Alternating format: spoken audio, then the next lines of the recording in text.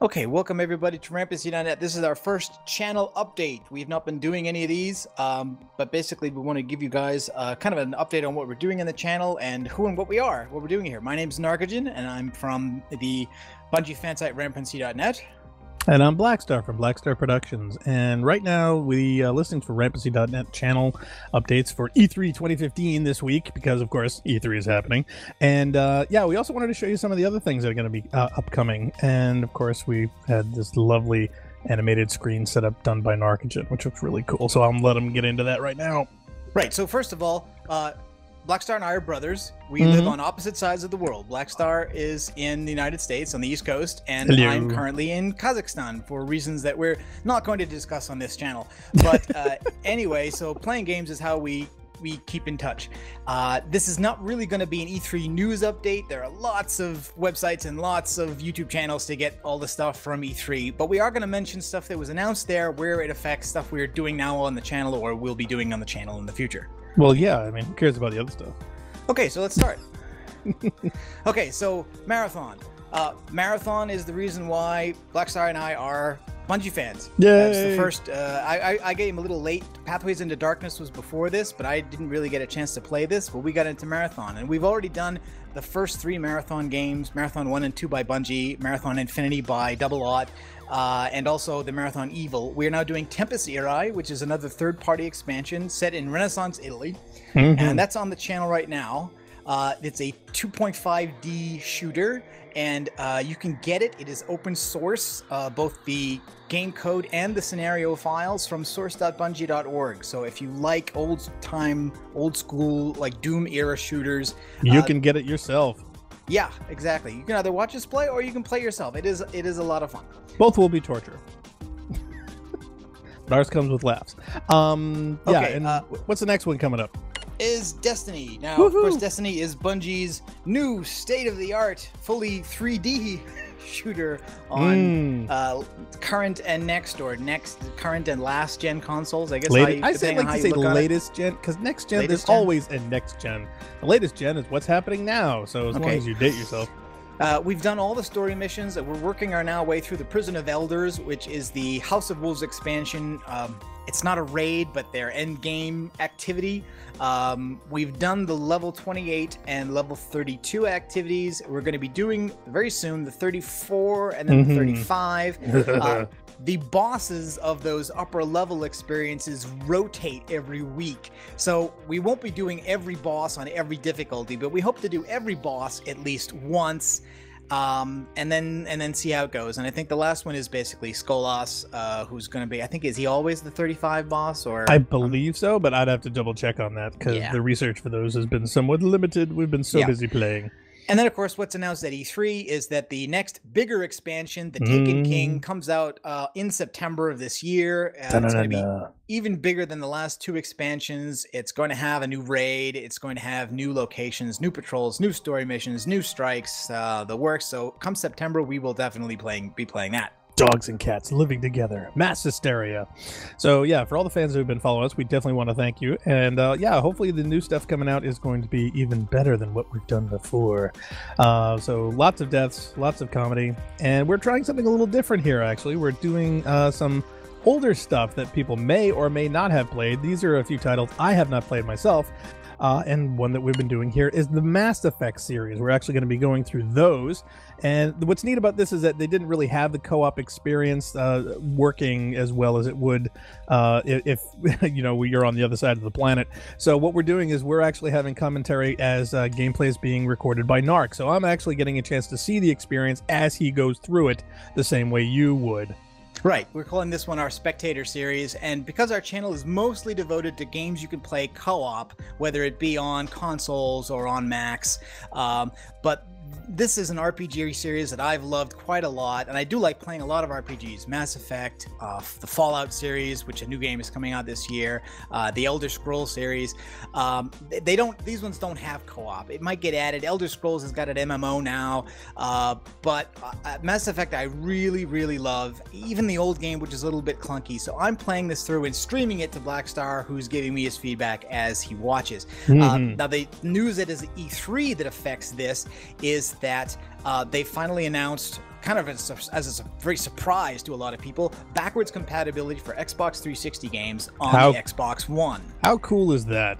I think it's very cool. They've actually developed apparently an Xbox 360 emulator for the new hardware, which is going to be really hard to do because for whatever reason, Microsoft keeps switching both GPU and CPU architectures every time they make different a new architectures. console. Hey, big thank you to the engineers who spent their time and money making this happen, huh? Executives from Sony have said, we don't understand how they're doing this, and they're offering it basically for free, so you don't have to rebuy. These are not HD remakes. They're not recompiles. You don't have to buy the game again.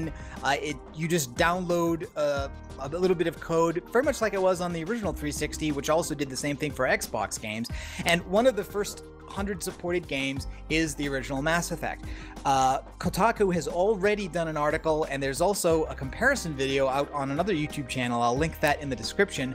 That actually shows that the game actually runs better in emulation on the Xbox One than it does on the actual Xbox 360 hardware. How cool is that? That not only a hallmark to the engineering of them actually doing it, they got some really wicked people with high-tech brains, but the simple fact is that the hardware has gotten so much that even in emulation it's superior than the original, well, and that's pretty awesome. I think some of it may just be that the original Mass Effect game was not that well optimized. That's a possibility.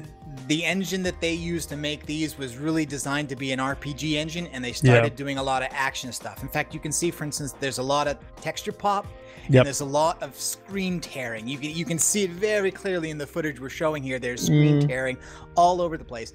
And one thing that running this in emulation is supposed to do is eliminate it. The screen tearing goes away. It's replaced by an occasional frame drop instead, and that the texture pop is almost gone, and that the loading times are decreased. Wow. So that's great. Now, this is currently available for people who are in the Xbox preview dashboard program. We reached out to some viewers and Funkmon, who's an occasional guest on the program, for an invite to the program. I've gotten the invite. It is in the process of coming through, so hopefully by the next time we record this game, it will be on the Xbox One. Awesome. That is really going to be something I'm looking forward to, and I hope you are as well. Yeah, I am. I'm also looking forward to getting a little bit better at Mass Effect, because it's been so long since I played this. I'm actually playing very badly right here. Well, see, the funny thing is that, and I feel kind of bad, because you get used to titles, you get used to progress, you get used to change very, very quickly in the gaming universe, because people are always adding, putting in new things, or updating stuff to go more smoothly, and now we're going backwards. So getting used to that when you've already gotten used to the latest is a little tough. So please forgive Narc and his experience, because trust me, if I was doing this, it'd be 10 times worse. Yeah. Okay, so next, Elder Scrolls Online. Now, this is co-op. We were playing a while. We were playing Divinity Original Sin, and then they announced a new edition that was not going to have save game compatibility with the old version. So we put a pause on our playthrough there until that comes out. What we've replaced it with on the channel is Elder Scrolls Online. We actually looked at this in beta on the Mac back in March of 2014. If you can believe that, more than a year ago. Yeah, can you believe it? Wow, the time flies. Yeah. And this is out now for consoles. It's had a lot of updates since then. And I think kind of like Diablo 3, this basically just plays better on a console. It's not perfect. There still are some glitches, especially related to sharing quests, where sometimes sharing a quest just doesn't seem to work. And sometimes even when it works, the progress doesn't always get updated, and you have to both players have to do the events over again. But most of the time you don't have problem with being invisible. Like if somebody's invisible to you, you've just kind of lagged out and you need to log back in. It's minor, a couple times. Has it? But yeah, it's relatively minor, and I'm having fun. I'm having fun with this. It is a little bit weird to see an Elder Scrolls universe so heavily populated, especially in the town areas, where there's all these people going around doing all kinds of stuff, when you're used to being the sole explorer in a world and everybody's an NPC. Right. But I am having fun with it. My reservations about it back in March on the Mac version were I didn't know if it would really feel like an Elder Scrolls game, because it's a different studio with a different engine. Yeah. And it was going to be made to be an MMO. Like Destiny takes an FPS and add some MMO stuff to it, and this is really a full-blown MMO with all that stuff. It's got player markets and PvP zones. Yeah, the depth is extensive.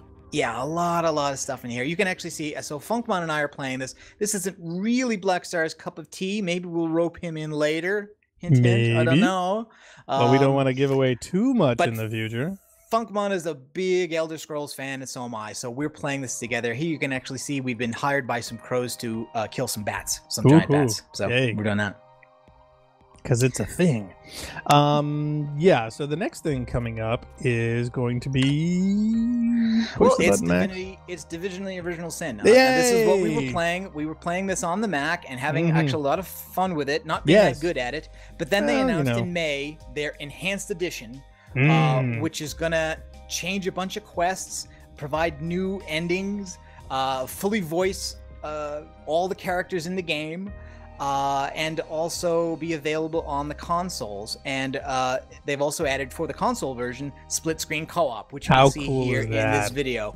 You can now rotate the camera all the way around the characters, and when you're close together, the two characters on console will share the same screen with two different GUIs, you can see there. Yes. And then when you walk far apart, it will just seamlessly split the screen and rebind it. So you're free. Like, they were some Baldur's Gate adaptations for the original Xbox, as well as Diablo 3, which came out on the consoles, that you can't walk too far apart. If you do, you just kind of get stuck. Bad things happen. Yeah. And this one just seamlessly moves it so that you can continue to walk around, and it looks great. They have not announced a release date for this. The rumor I've been reading, which is just a rumor, I have no special information, is October. Oh, cool. So, Cross fingers. A lot of stuff coming out this fall. But we got Taken King coming out September, this possibly coming out October, and then Fallout 4 coming out in November, which I will definitely be playing. I don't know if we'll be doing anything in the channel with it because it is also not co-op, and I'm trying to restrict us to kind of one sole player RPG at a time, and Mass Effect is a long series. We'll be at this for years, probably. Right.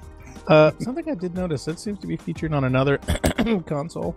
Like a lot of stuff. I mean, Sony seems to be really pushing a lot of exclusives hard, but this is coming out on both consoles, and I have not seen any mention of exclusive content on either one, whereas Sony's really been pushing that hard. That once again, Taken King is going to have certain content in it, strikes and items that are only available to Sony people for the first year. And of course, when this comes out, Xbox owners will just then be getting available to them some of the Sony exclusive content that's been in the game since it launched last year, because there's an extra strike, and there's also a couple of guns and stuff like that. Yeah, that's one thing for me, is that I always thought exclusive was a four-letter word. And I understand there's licensing and money and all kinds of IP stuff behind it for big multi-billion-dollar corporations. But from a fan perspective, the more things that you get it on, just the more fans you get. So spread out the love, guys. So the Enhanced Edition of Original Sin is going to be available free to anybody who's purchased the current edition on Macs and PCs. So we will be getting that anyway. Woohoo! The console version will be a new and separate product, but I think it's quite possible I may get that anyway. So who knows? Like, maybe we'll swap that out for the Elder Scrolls, or maybe I'll play a little bit both with two different groups of people. I don't know. If you got the time, because to me personally, I'm really looking forward to the console experience. I mean, I know that the depth of it is really, much better on a mouse and a keyboard for all the diehards out there. But from a casual like myself, getting a chance to get the look and the feel of it, and working it with a familiar controller and whatnot, I'm really looking forward to experiencing that, to see how well it is, because supposedly they made it really, really tight. So that's something to see. And this was nominated actually for E3 Best of Show. I have to go back and check and see if they won, but I know that they were nominated. Very cool indeed. Okay, and the last one is Minecraft. Our current Minecraft series is Blightfall, which is a hardcore questing mode map on the Technique launcher. And if you know anything about us, you know that hardcore for us is very, very different. I don't know. We only got one death so far. But anyway, so this is our third Minecraft series. The first one we did was Build the Marathon, where we used Galacticraft to go to Mars. and then we switched over to to recreate marathon levels in Minecraft. And we basically got almost to the end of creating the first level. The problem now is that it's a rather old version of Minecraft now. The current one is 1.8. Most of the heavily modded packs are on 1.7, and ours was built in 1.6. 6, yeah. So we're behind the times. We put that to rest for a little while I figured out a way to update it and maybe make the process of building it easier.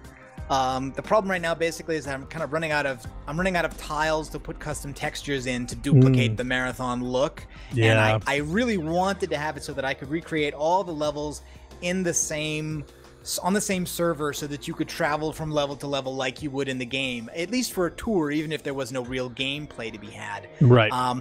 We could do it easily just by kind of making a new world or a new dimension for each level, but I'm not really sure I want to do that. So we switched from that to doing a new pack, which I made called Aurora Novum, which was based on New Dawn terrain generation, and was kind of an update to the Hexit idea, hack and slash adventuring type stuff. We did a bunch of stuff in that, and then also that also needs a 1.7 update. So then we switched to this, which is already on 1.7. And is not a pack I've made. It's a pack somebody else has made. So they have to update it, not me. So that's good. It makes it easier to play. Oh yeah. And like all the other stuff with Minecraft and the other stuff that we play on Macs, this series is at osxcoopgames.net. All of the Bungie stuff is on rampancy.net. And then there's other stuff like Elder Scrolls that doesn't really fit anywhere. It's basically just on the channel, on our Facebook page. And we have some cross-pollinating links though, don't we? So for people who are trying to find our stuff, it should be a little easy. There'll be links in the description to everything. Now, didn't you also just make a YouTube name adjustment, if I recall? Yes, actually. We started doing all these videos actually on my personal YouTube channel, and this was because way back when Google had bought YouTube and was pushing Google Plus, they had a real name policy, and so I had my real name linked to my Google account, which is also linked to the YouTube channel. Might have been confusing. Which meant I couldn't have a cool short name just like Rampancy or RampancyNet. So the channel's name is now RampancyNet. You just can search for it that way, and all the gaming content is there. I basically was able to do that by linking the channel to a different Google Plus account that did not and never had my real name in it. I'm not trying to, I'm not a cyber criminal. I'm not trying to hide my identity, but I felt it wasn't really relevant. This stuff is relevant to Narcogen's identity, which is the gaming identity, and Rampancy.net site. So that's where all that stuff lives. I love how you went there first, not to say no, we're not trying to change everything with a lick of paint. No, you went straight to cyber criminal. Yes, kids. No, it's just that for us and stuff to come up with a core identity that are easily to identify with people, that was actually the best way to do it. We couldn't before, now we can. So if you're looking for stuff, check it out on YouTube at rampancy.net and you'll be able to find it. Right. Okay. So anything else? That's our update. We're going to be doing these. Probably won't do these every week, but we'll do this when we add new series to the channel, or when radical updates, big gaming news comes. Yeah. So hope you enjoy the videos. Keep watching. If you like stuff, click like. We do this for fun. This is a non-commercial channel. We don't go pushing a lot of stuff. It's why a lot of people saying, oh, you deserve more subscribers, which is really cool. I mean, we love it when we hear stuff like that. That was so awesome to hear that. But we don't spend money to push likes and subscribes and IDs and whatnot around so that everybody all hears us. But hey, word of mouth, it gets around, and eventually it'll get to people, and more people who would love to see us. We'd love to have you. So we hope you find us entertaining. No, we have fun making these, and so I find it gratifying if people have fun watching. So a big thank you to the fans who are. We also got some tips from a viewer about Blightfall to help us out, and we're actually going to be playing Blightfall when we finish this video, and we're going to put those into action. Yeah, because we know we need all the best help we can get. We really could. Yep. Okay, so thanks everybody for watching, and see you next time. Yeah, see you then.